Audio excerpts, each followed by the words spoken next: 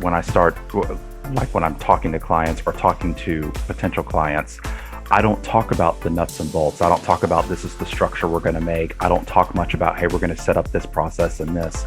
I talk to them about outcomes. The outcome will be you can take a vacation for a couple of weeks and your business will have grown in your absence. The outcome will be your administrative assistant will know exactly what's going on with your customer service reps and vice versa, and they can communicate freely. Your outcome will be, hey, you're about to have 10 more hours freed up in your week because you don't have to do all of these things anymore.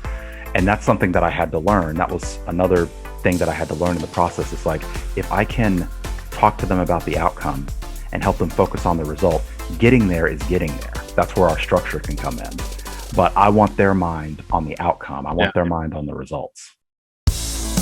Heroes are an inspiring group of people. Every one of them, from the larger-than-life comic book heroes you see on the big silver screen, to everyday heroes that let us live the privileged lives we do. Every hero has a story to tell, from the doctor saving lives at your local hospital, to the war veteran down the street who risked his life for our freedom, to the police officers and the firefighters who risk their safety to ensure ours. Every hero is special and every story worth telling. But there is one class of heroes that I think is often ignored: the entrepreneur, the creator, the producer, the ones who look at the problems in this world and think to themselves, you know what, I can fix that. I can help people. I can make a difference. Then they go out and do exactly that by creating a new product or introducing a new service. Some go on to change the world. Others make a world of difference to their customers. Welcome to The Hero Show. Join us as we pull back the masks on the world's finest heropreneurs and learn the secrets to their powers, their success, and their influence, so you can use those secrets to attract more sales, make more money, and experience more freedom in your business. I'm your host, Richard Matthews, and we are on in 3, 2, 1. Hello and welcome back to the show. My name is Richard Matthews, and today I am live on the line with Brandon Turner. Brandon, are you there? Yes, I am. Awesome. So glad to have you here, Brandon. I know you're calling in from Oklahoma, which is cool. We've been there on our travels. For those of you who've been following along with our podcast, my wife and I's travels, we are currently up in Maine, at the very top of the country in Acadia, which means we've officially made it to all 4 corners of the U.S., which is fun. So, Brandon, how's the weather out there in Oklahoma? Has it started to warm up yet? Because it's just barely started to warm up here in Maine. It actually had started to warm up probably a few weeks ago. It was a mixture of, it's like winter was still trying to make a stand, but spring actually kind of took over. So we've got partly cloudy skies right now. It's warm out, 60 to 70 degrees. So it's good. Our last couple of drives, I think it's the cottonwoods. They have all the little white poofs that fly off of them, and it's like you're driving through clouds of pollen and other things.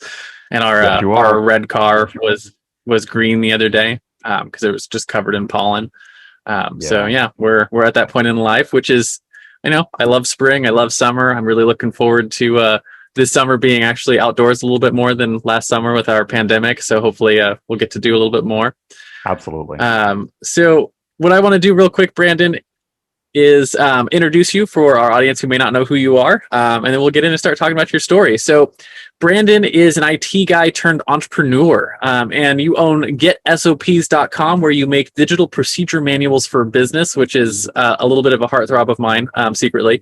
And you set up systems in your business and you hired a small team to run them, and it freed you up to start your newsletter in August 2020 called Recipes for Business, where you talked about building a business that could run without you. Whenever you need it to. And the content for Recipes for Business is based on what you learned from Get SOPs from clients over the years. So with that sort of brief introduction, why don't you start off and tell me what you're known for, right? What's your business like now? Who do you serve? What do you do for them? Yes. So I am known for helping people basically duplicate themselves. And I'm going to touch on that more when we get into the superpower part.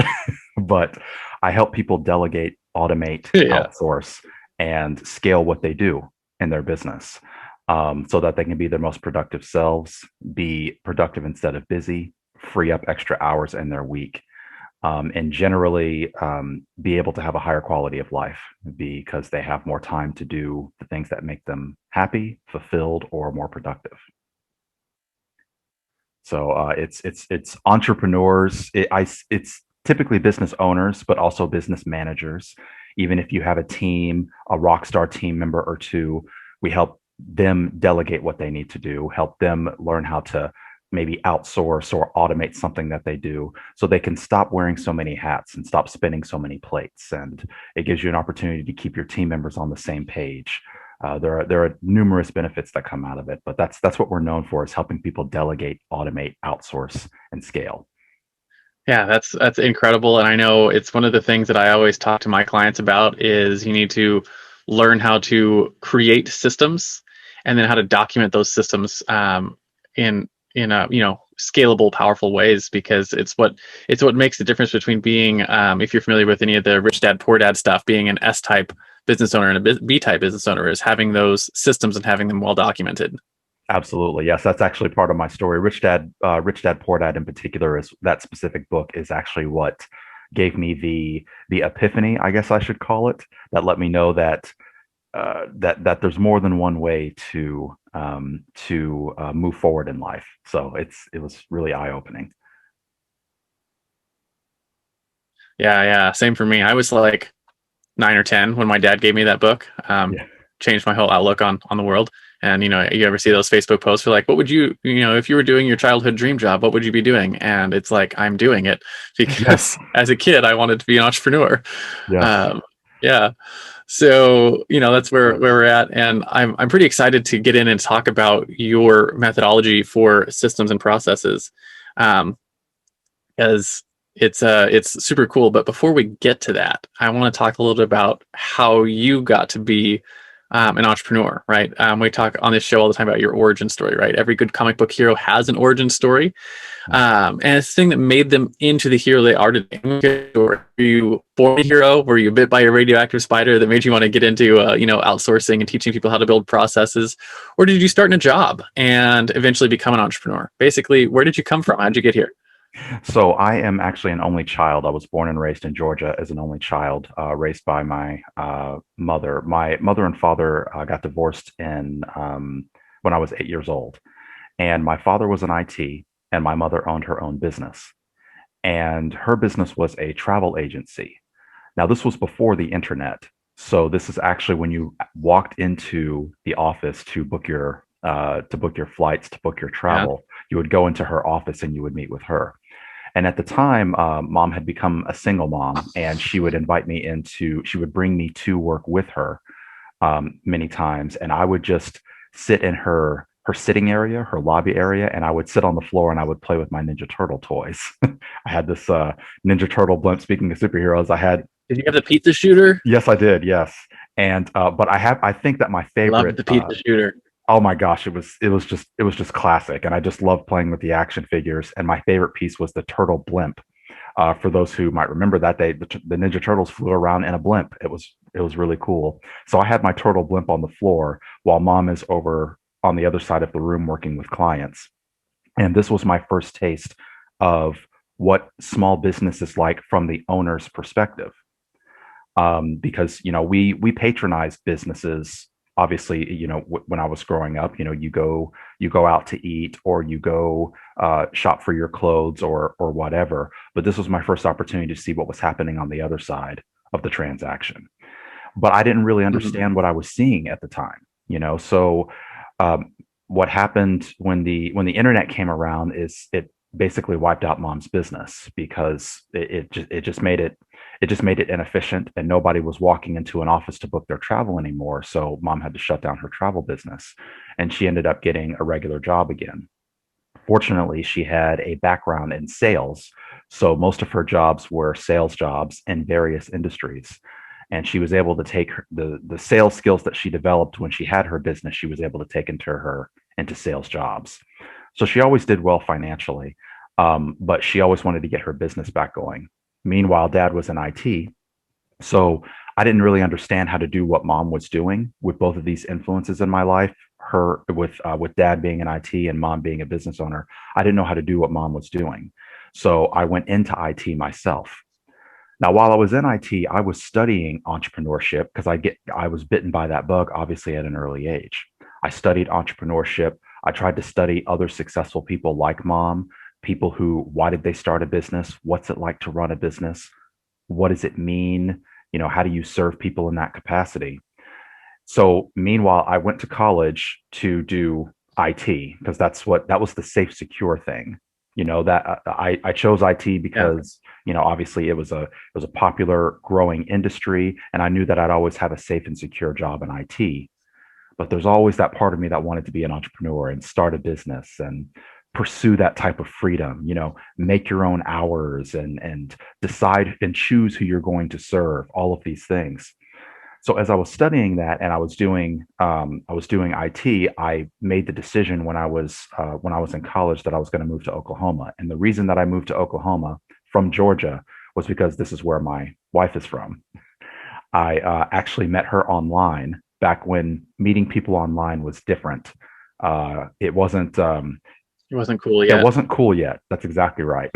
so we had a chance to my wife and I had a chance to build our relationship on communication, a foundation of communication, because I was 5 states away. We met online and we'd get on the phone back when people would talk on the phone for hours, and that's what we'd do. So as an only child, I made the decision to move out here to Oklahoma, and it was easier for me to uproot and do that. So I came here, but I didn't know anyone when I came here. I knew her family members and some of her friends, but I didn't know anyone. So I got an IT job here, but I still wanted to be an entrepreneur. I still wanted to do that. Like, how do I get closer to that? Up to that point, I had been reading books, biographies of entrepreneurs, going to the public library and checking out books and things like this. But I didn't know I'd like to actually sit in a room with them and connect with them. So through the power of the internet, I found a website called meetup.com. Meetup.com, for those who are not familiar, is a place where you can get together with like minds. And as it was about that Yeah. time that I was reading, years before I had started reading Rich Dad Poor Dad. Rich Dad Poor Dad is what helped me go from I don't think I can do what mom does to I want to know how to do what mom did. I want to know how to be an entrepreneur because that's possible for me. I can make my own hours. I don't have to be in the 9 to 5 grind. I don't have to work I don't have to work 40 years of my life to retire on 40% of my income.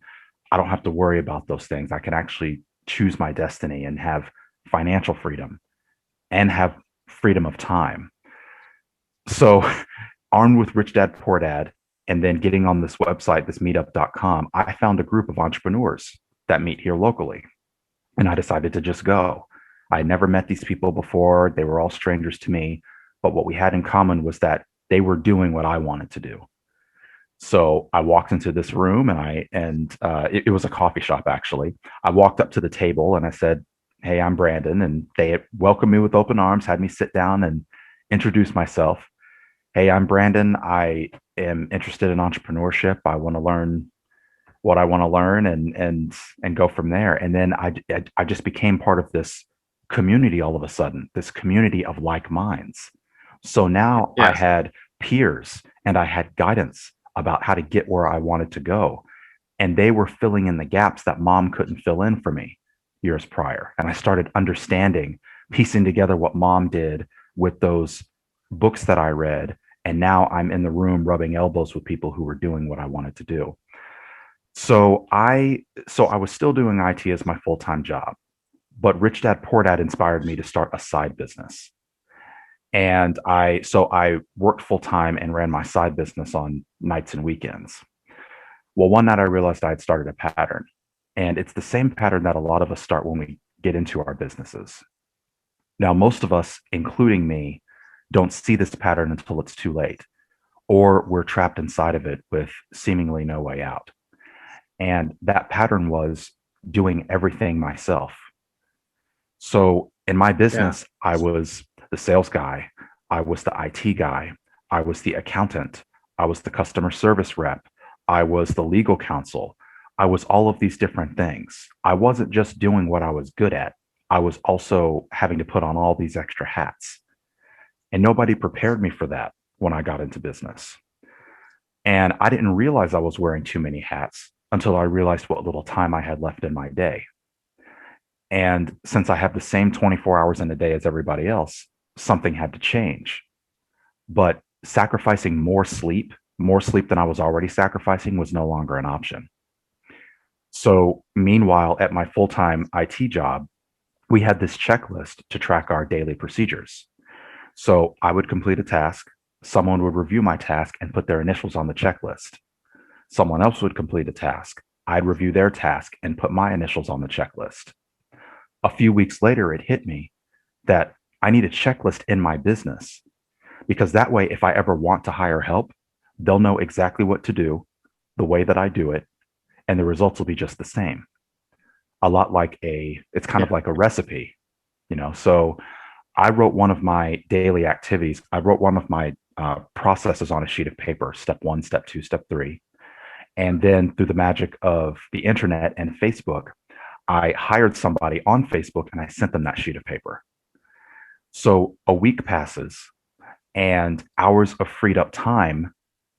So a week later, basically, hours of freed up time later and $50 later to pay this person, that task got completed pretty much to perfection without me having to lay a hand on it. So not only had I just created a job for somebody, but I got my time back in the process. So weeks into this, I'm thinking, what if I do this for other businesses?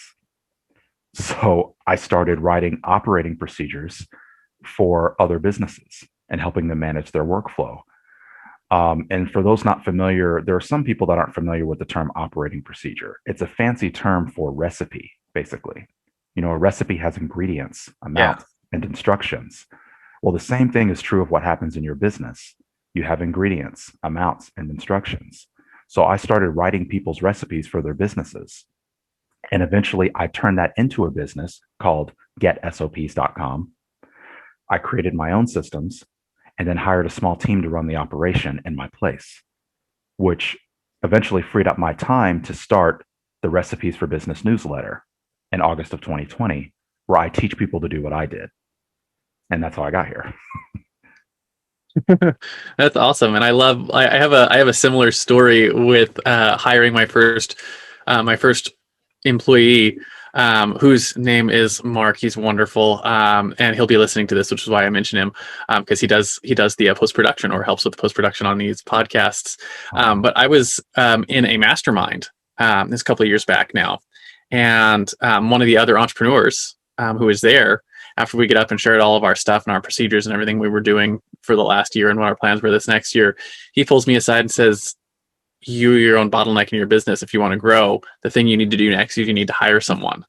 And I remember, and he's like, and take these processes that you've been building for yourself and give them to your team members. And I was like, I remember thinking at that time, because I hadn't hired anyone yet, that I couldn't do that because I didn't have the money to do it.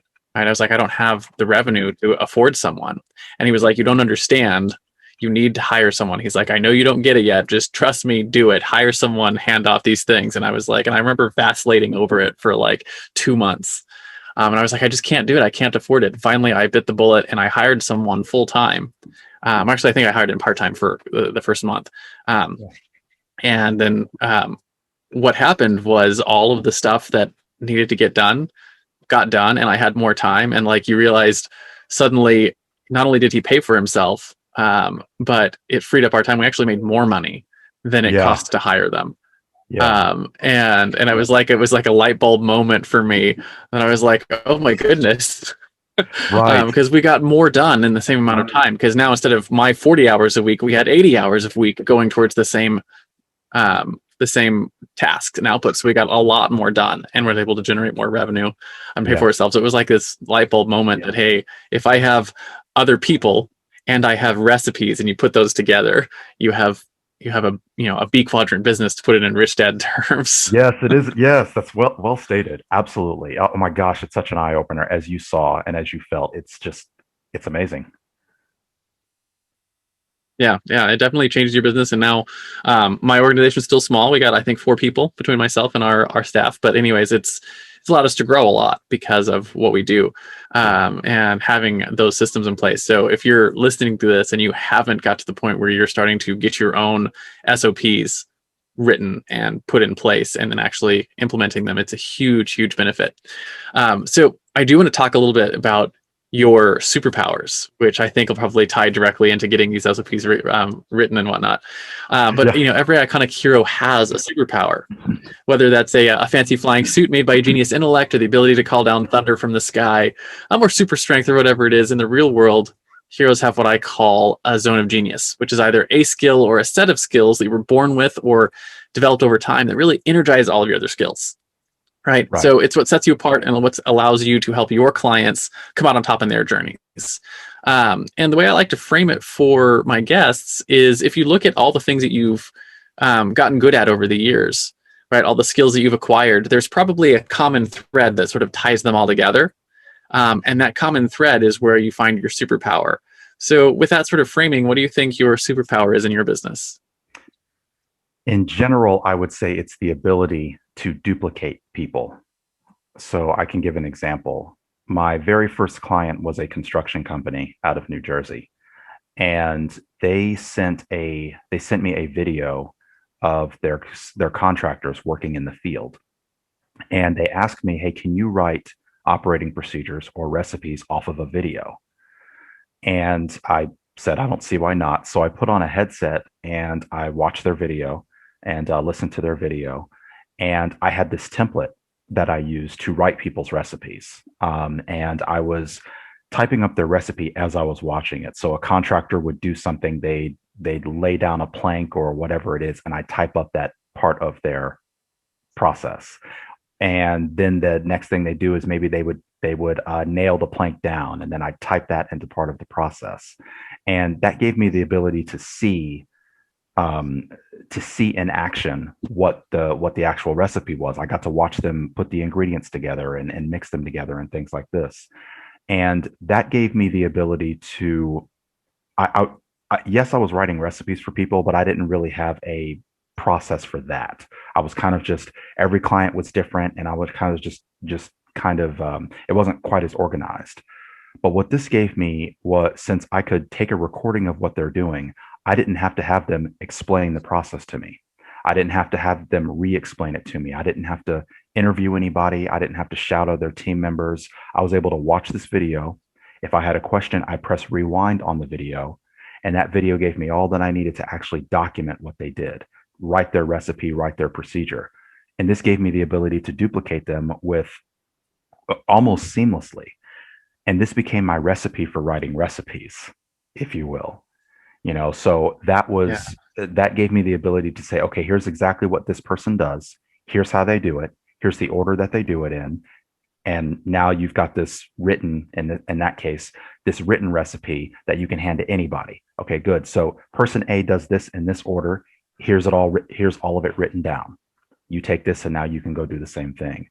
And that it occurred to me, it's like, I was able to duplicate that person. I was able to duplicate that contractor by telling somebody else exactly what's in that contractor's head, exactly what that contractor's habit is, and how they do things, and in what order. And once I realized that, I was like, oh my gosh, I can do this for other clients too. The same way, I'm serving your unique needs as a client, but I can do it in the same way as I do for other clients, if that makes any sense. And that's why I like to say I was able to create a procedure for writing procedures, or create a recipe for writing recipes. And that's where the basis of everything I've been able to do in my business, and for other clients' businesses, and for subscribers to my newsletter, that's been the basis of all of these different things. It's like we're able to duplicate the head chef, so the sous chefs can just, they can put out just as good a dish as the head chef can. It's kind of like that. And that's when things really clicked for me. And that's where it came together, that's the common thread. Like, it doesn't matter how different your industry is, how different your business is from business A or B. I can duplicate you, or I can help you duplicate yourself, if you will, or your managers, or any of your team members. Like, it became this system that created more systems, and it became this beautiful machine. Yeah, I can tell we're going to nerd out together at some point, because I've got a whole Trello board process that goes from beginning to end that we use to document processes. So we can take recorded videos and take them through transcription and step writing and screenshots and all the way through to, quality review and published into a SOP library for ourselves and for our clients and whatnot. Yeah. So it's a whole system. It's a whole process for creating processes. Yes. And I think it's a genius thing to have in your business, but to also know someone who knows how to do it is a huge asset. And anyways, it's powerful when you realize that most of the things in your business, if you can get them systematized, and you can get them documented, then you can put people in those places, which allows you to do a number of things. It allows you to scale. It allows, so you can actually like spend money on advertising and grow without like worrying about your business exploding. Because you can put people into new positions and spin them up quickly because you've got the training already done. And it allows you to do a lot of things when you have that stuff in place. So anyways, it's definitely, it's a cool superpower to have. And I don't know, I was trying to think of one of the Marvel characters that replicates themselves, and I couldn't off the top of my head think of any of them. But anyways, I know I've got a picture in my head, but I can't remember their name. Right. And yeah, what is it? My kids were playing Kirby the other day, and Yes. Meta Knight does that, which is like the bad guy Kirby. Like That's right. when they're doing the boss battle with him, he replicates himself into like 5 or 6 different Kirbys or Yes, different Meta yes. Knights, and you have to like figure out which one's the real one. It's Yeah. it's superpower. That's a nemesis power, but anyways, same kind of thing. Sure. Yeah, I saw Doctor Strange do it one time. So, and that was with the aid of an Infinity Stone. But I saw him do that one time. So yeah, I get what you mean. Okay. So I want to talk about the flip side of your superpower, which is your fatal flaw. Mhm. Right. And just like every Superman has his kryptonite, or Wonder Woman can't remove her bracelets of victory without going mad, Yeah. you probably have a flaw that's held you back in your business, right? Right. Something you've struggled with. For me, it was a couple of things. It was perfectionism, right? That kept me from actually shipping product and actually bringing things to the market. Or another one for me was early in my entrepreneurial career was lack of self-care, which, sort of came out in not having good boundaries with my clients and letting them walk all over me, right? Stuff like that. But I think more important than what the flaw is how have you worked to overcome it? So people who are listening might learn a little bit from your experience. I spent most of my life being a dreamer instead of a doer. And that has its benefits when you're a kid and you're growing up. And, a lot of us or our peers had the story of, I want to be a firefighter when I grow up. I want to be an astronaut when I grow up. I want to be a rock star when I grow up. And mine was, I want to be an entrepreneur when I grow up. And I kept, I think a lot of what that was rooted in was procrastination. Once I learned what I wanted to do, I think I had that too, where I was a perfectionist. I tried to plan it out and map it out, because doing what we do, we're process thinkers. We think in terms of systems and we think in terms of processes. That's how our eyes see the world. And for me, I was trying to plan out if I'm going to take an action, I would plan it out before I take it.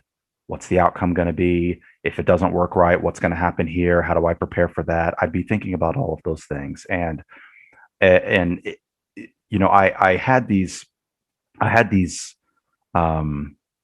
had these visionary thoughts on a lot of occasions, but I never acted on them, or I never saw them through, or better yet, I never took the first step.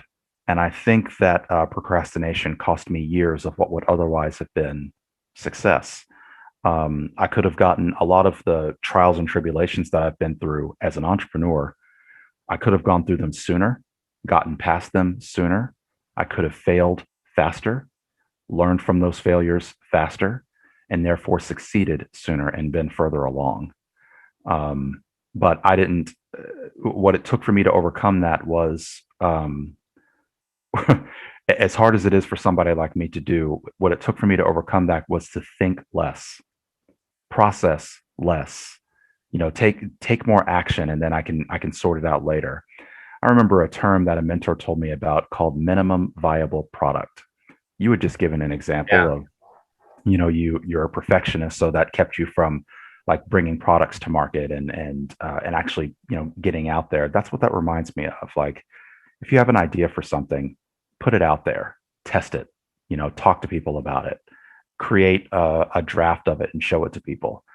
It doesn't have to be perfect and bulletproof before you put it out there. It becomes perfect and bulletproof as it's out there and as it takes some hits and as it gets a chance to touch the market and people can give you feedback. And that feedback is how you can make it bulletproof and all of these amazing things. And the sooner that I learned that, the sooner that I started advancing, I guess I should say, which was a hard thing to do because I was wired to dream instead of do. Well, let me back up. I was wired to dream more than do, I should say. I was wired more to dream than do. And when I started flipping that and I started taking action instead, in spite of fear, in spite of self-doubt, just go do it and you can clean it up later. That's exactly what happened with the Recipes for Business newsletter. When I started it last year, it was rough.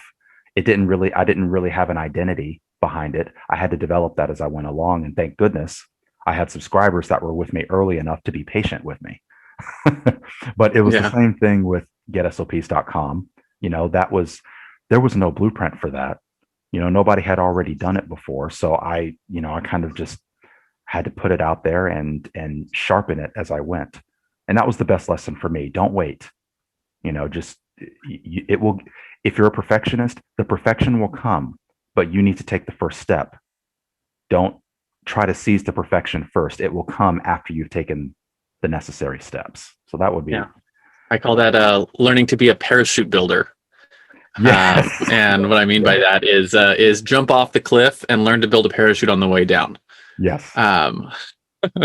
Right, because that's the way we look at a lot of our decisions in business, is like it's a risk, we're jumping off the cliff, right? And we as entrepreneurs, we have to get really good at that whole parachute building experience, right? Building whatever it is that we're doing, so that our stuff survives and doesn't crash into the ground and burn.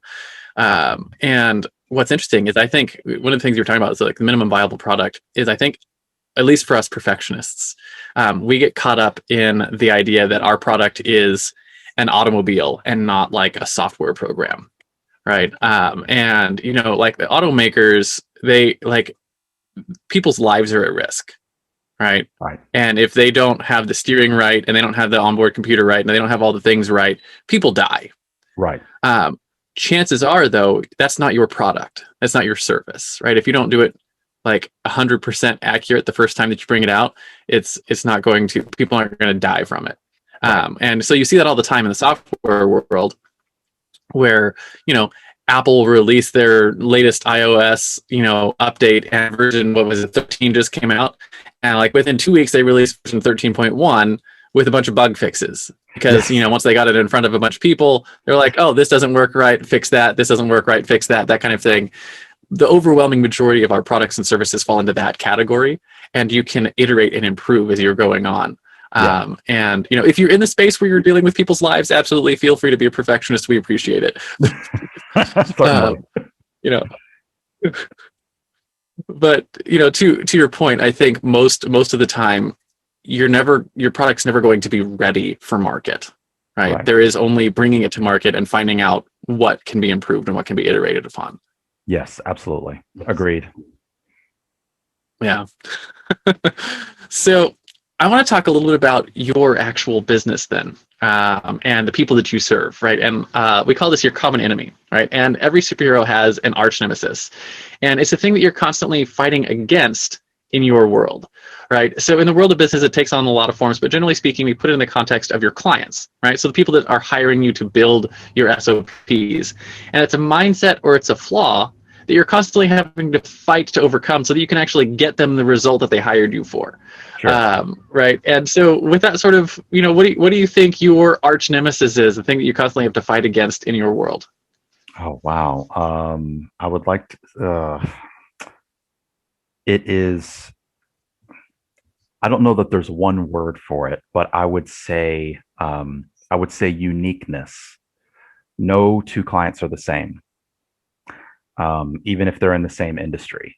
I Now, I will say to that if they are in the same industry, my team and I have enough experience writing people's recipes that we know commonalities in an industry.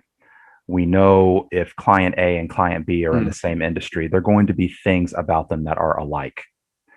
And it's the things about them that are different that we need to worry about. When we're talking about across industries, various industries, because, and I say this because we've served clients in the digital marketing space, in construction, in finance, in real estate. And it's been so that I think being able to this recipe for writing recipes that I created, how can I make sure that we serve all of these clients with the same level of service while embracing their differences? How can we help them yield the same result, which is duplicating themselves and their people, while again, while embracing their specific needs? Because when I think about the ultimate goal, in order to get us to the ultimate goal, we can't reinvent what we do for each client, because then there's not, you don't have, you just don't have the system, and you don't have the capacity for that, because one week you're working more hours than the other, or one client may require more resources and more commitment than the other, and everything, and it could be different, entirely different the next week. So I would say the main enemy is uniqueness and diversity among clients, if that makes sense.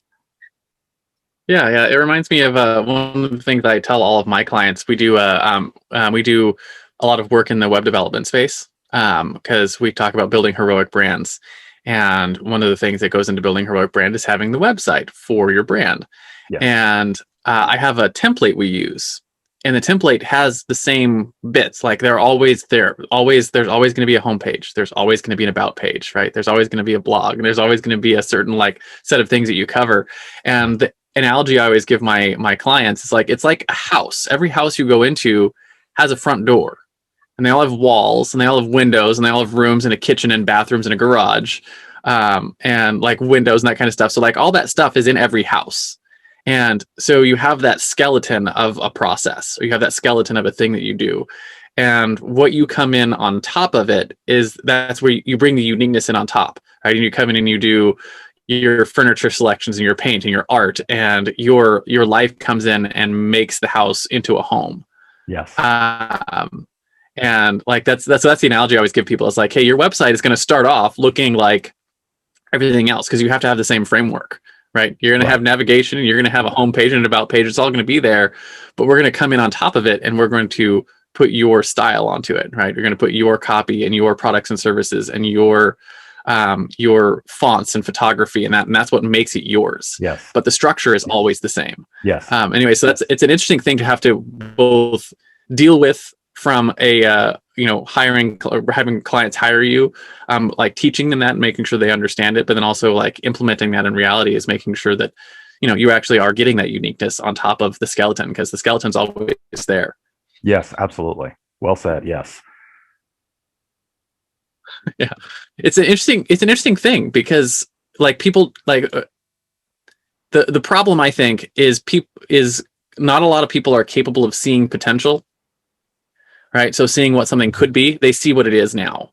Sure. Right. And so when you're talking about something that has a formula, they see the basics, they see the structure, right? They see, whatever it is, they don't see what it's going to be in the future. So it's really hard to help your clients sort of see where you're taking them, even though you're following a formulaic process. I don't know if that makes sense. No, it absolutely does make sense. And that's I totally get it. Right. Yeah. And that's the reason that when I'm talking to clients or talking to potential clients, I don't talk about the nuts and bolts. I don't talk about this is the structure we're going to make. I don't talk much about, hey, we're going to set up this process and this. I talk to them about outcomes. The outcome will be, you can take a vacation for a couple of weeks and your business will have grown in your absence.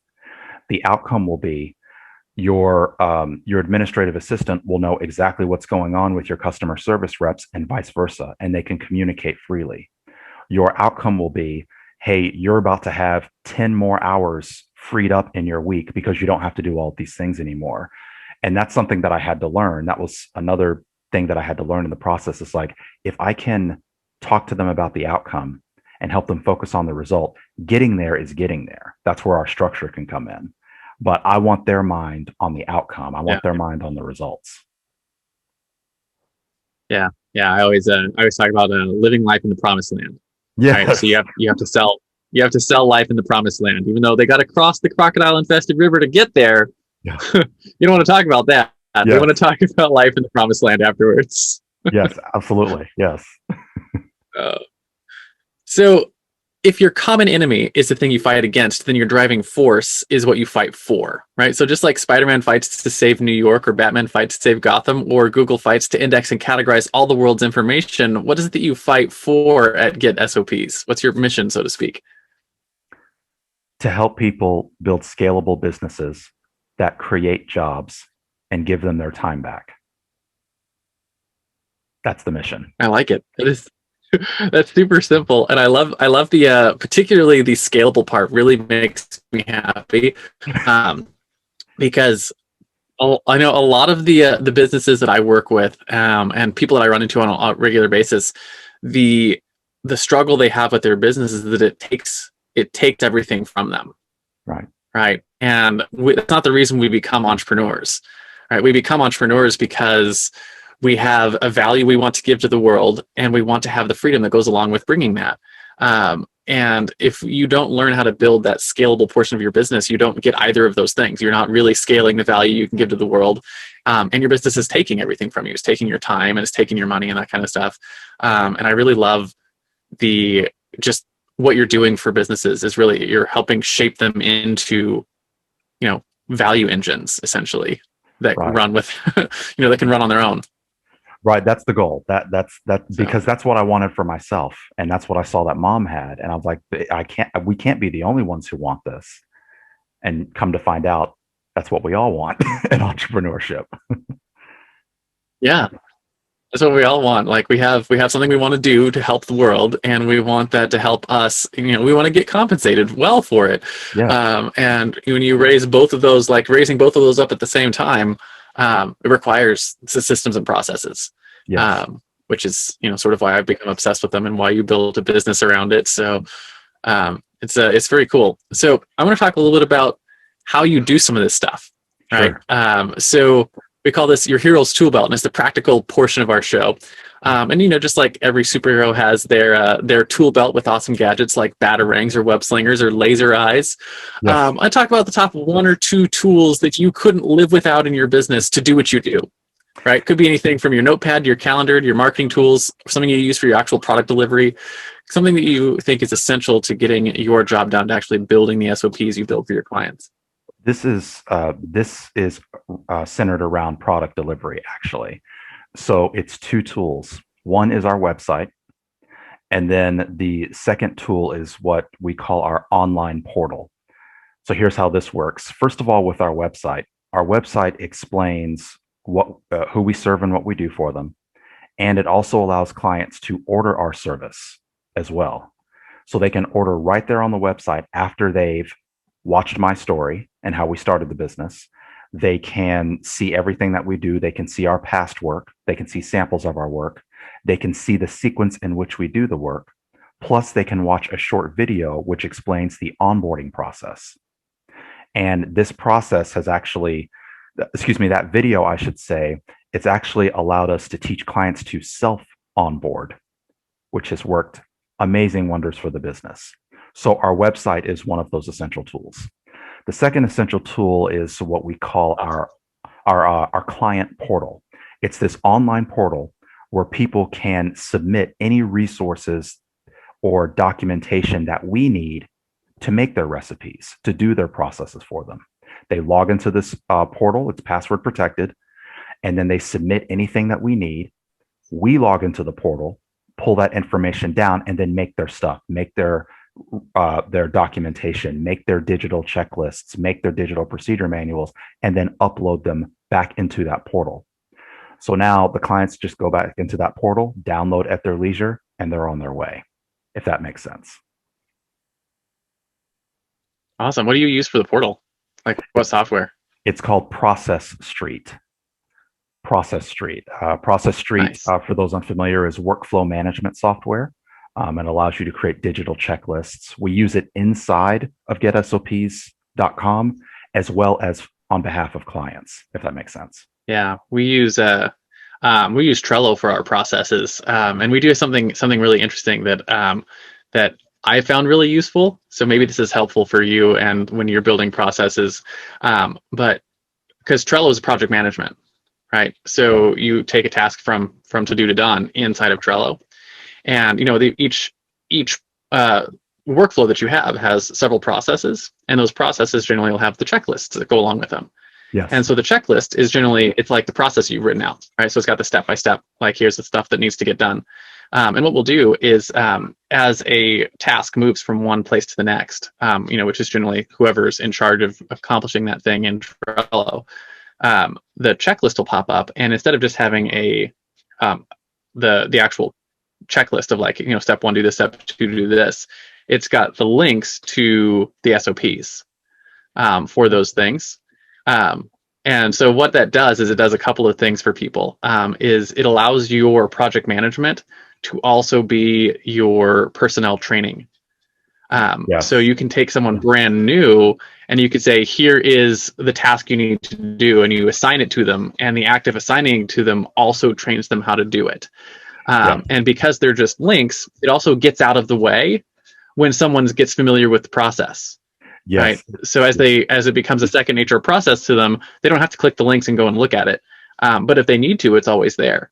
So it's been super useful for us building processes. That's my tip for anyone who's listening on how to sort of tie those two things together. Yes, wonderful tip, and that's exactly right. That's one of the beautiful things about Trello. And interestingly enough, Process Street does the exact same thing. It just looks different, and this is how we've been able to train. That's a different software. Yeah. Right. Yeah. And the interface looks different and behaves differently. But it accomplishes the same thing, where we've been able to train team members along with clients and manage their projects all with this resource. So it's really, anybody needs that kind of tool in their tool belt if they have a business. Just in general, everybody needs that kind of tool, absolutely. I think. Yeah. And it's so interesting too, because it's one of the things, like if you go back 5-10 years, project management wasn't great, and process documentation wasn't great. And it's like, you pull the 3-ring binder off of the shelf and open it up and like go through stuff to find the processes, and nobody ever used them. But now you can have them dynamically work together. You can do stuff today with your project management and your documentation where they tie together, and they can become so much more efficient. And it's one of those things that I think personally that building your SOPs and building your processes the way that you're describing, or the way that I just talked about, gives you a competitive advantage in the marketplace. And if you don't actively start doing that now, the companies who are doing that will kick your ass in the future. Of course. Yeah. So I think right now it's competitive advantage, but in a couple of years, it's going to be one of those things that if you're not doing it, you can't keep up. Right. So, exactly. Yeah. So it's good to be ahead of that. Yeah. Yeah. Good to be ahead of that. I think you're in a good spot for what it is you're offering people. That's really cool. And I was just checking out your website, and it looks like you've got it's all right there on the homepage. They can just check out right there and actually get their processes done. So that's super cool. And I love what you're doing. Speaking of heroic tools, I want to take a few minutes to tell you about a tool we built that powers the Hero Show and is now this show's primary sponsor. Hey there, fellow podcaster. Having a weekly audio and video show on all the major online networks that builds your brand, creates fame, and drives sales for your business doesn't have to be hard. I know it feels that way because you've tried managing your show internally and realize how resource intensive it can be. You felt the pain of pouring 8 to 10 hours of work into just getting 1 hour of content published and promoted all over the place. You see the drain on your resources, but you do it anyways because you know how powerful it is. Heck, you've probably even tried some of those automated solutions and ended up with stuff that makes your brand look cheesy and cheap. That's not helping grow your business. Don't give up though. The struggle ends now. Introducing Push Button Podcasts, a done-for-you service that will help you get your show out every single week without you lifting a finger after you've pushed that stop record button. We handle everything else: uploading, editing, transcribing, writing, research, graphics, publication, and promotion, all done by real humans who know, understand, and care about your brand almost as much as you do. Empowered by our own proprietary technology, our team will let you get back to doing what you love while we handle the rest. Check us out at pushbuttonpodcast.com/hero for 10% off the lifetime of your service with us, and see the power of having an audio and video podcast growing and driving micro celebrity status and business in your niche without you having to lift more than a finger to push that stop record button. Again, that's pushbuttonpodcast.com/hero. See you there. You're listening to The Hero Show, unlocking the power of influence and success. So I want to shift gears a little bit and talk a little bit about your own personal heroes, right? Sure. So, every hero has their mentors, just like Frodo had Gandalf, or Luke had Obi-Wan, or Robert Kiyosaki had his rich dad, or even Spider-Man had his Uncle Ben. So who were some of your heroes? Were they real-life mentors, maybe peers who were a couple of years ahead of you, and how important were they to what you've accomplished so far in your business? It starts with my mother, and that's because that's where the entrepreneurial bug bit me, and that was my first exposure to it at an early age, again, when I didn't really understand what I was seeing and what I was being exposed to. So it started there. It continued with Robert Kiyosaki. Robert Kiyosaki would be the next one, because that opened my eyes to this is something I could actually do, and I know the mindset that I need to adopt in order to pursue something like this. So those would be my top two. I've had many other superheroes and mentors along the way. Yeah. But those two put me in the position where I could sit at the same table with a self-made millionaire and just have them, talk to me like we're just at the ball game or something, just talking to me about business and try this, and I did this and do that. So it really just opened the doors for more of those types of relationships, I would say. Absolutely. And it's always surprised me too, how consistent the answers are to that question. Because you'd think that it's, there's wildly different things, but it's always, parents or teachers or someone that, like, if you asked them today, hey, did you know you were Brandon's hero? The answer would probably be no. I didn't know I was their hero. But the reality is like we all have our heroes. And I remember one of the catalysts for starting this show was a mentor of mine who probably who couldn't even name me, wouldn't even know I exist in the real world. Right. But I remember he was speaking on stage, and one of the things he said was, hey, when you grow up and you have children, your children are going to have a hero. And if you're not worthy, it won't be you.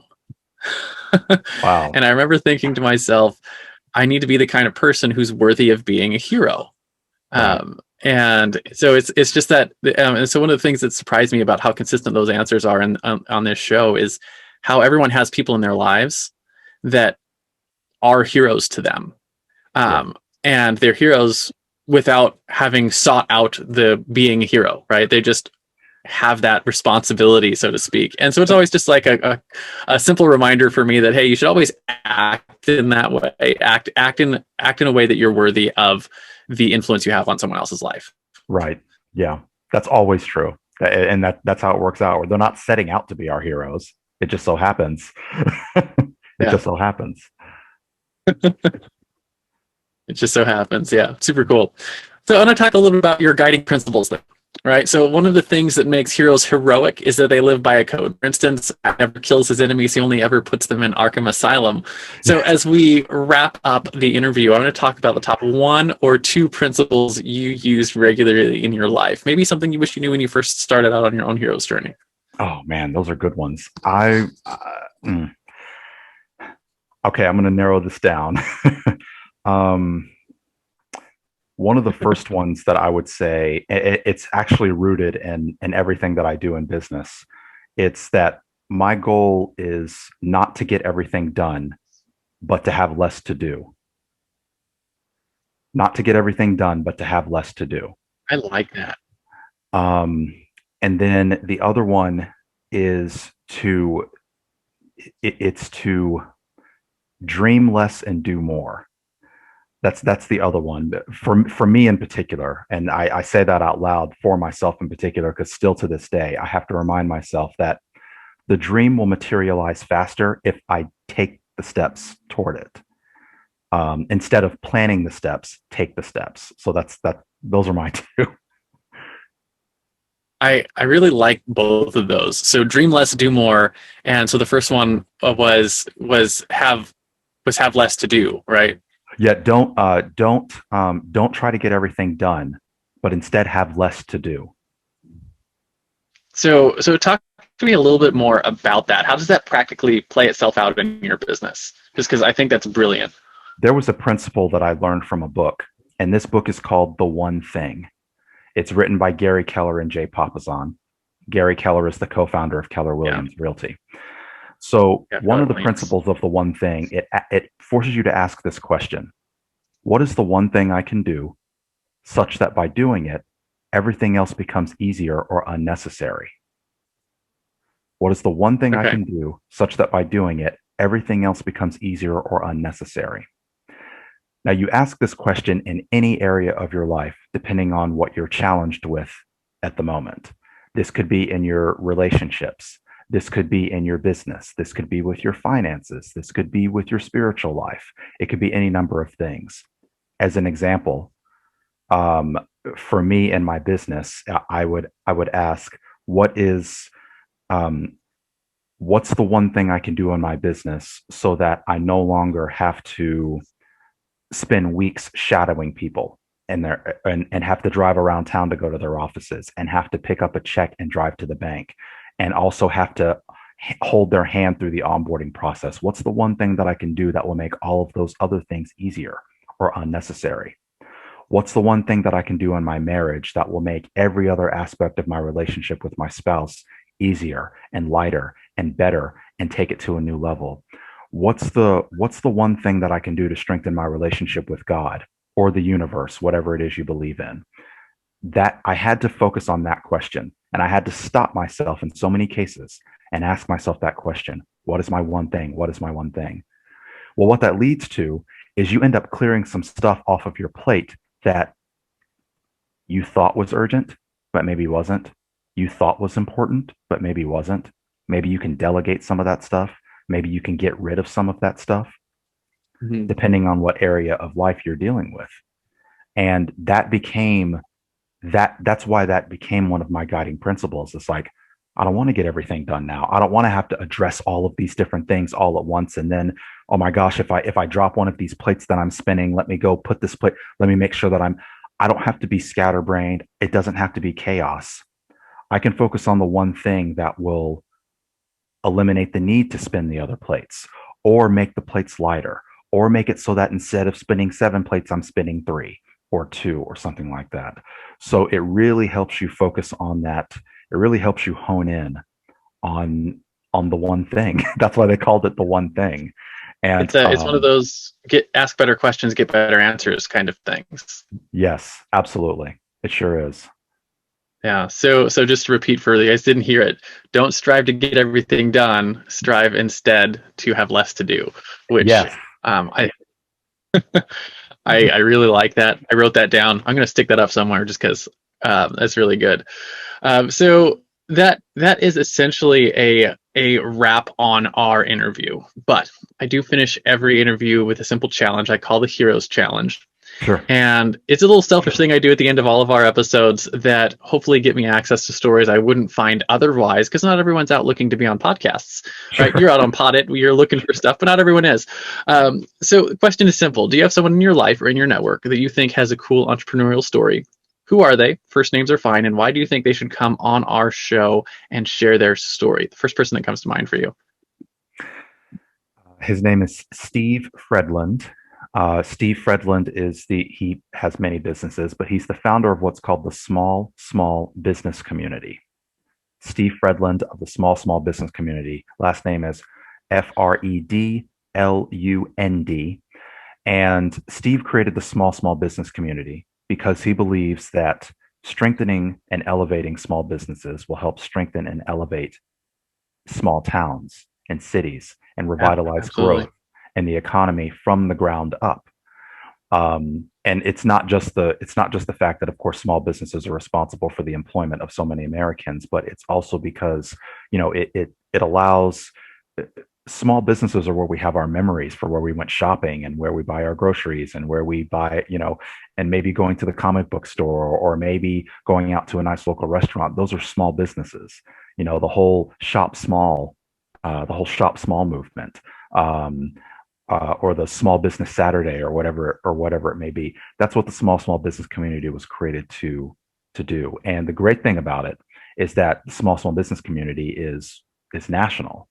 So it doesn't matter what city you live in, you can join this community and be a part of it and connect with people in other parts of the country.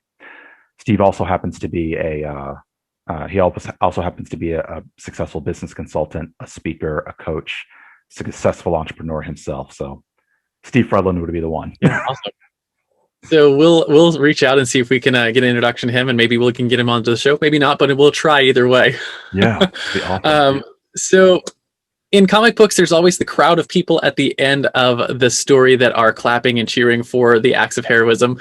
So as we close, our analogous to that is, I want to know where people can find you. Where can they light up the bat signal, so to speak, and say, hey, Brandon, I would love to get your help, building SOPs. And I think more importantly than who are the right types of people to raise their hand and actually light up the bat signal and ask for your help? Yes. So let me answer the second question first. The best people to light up the signal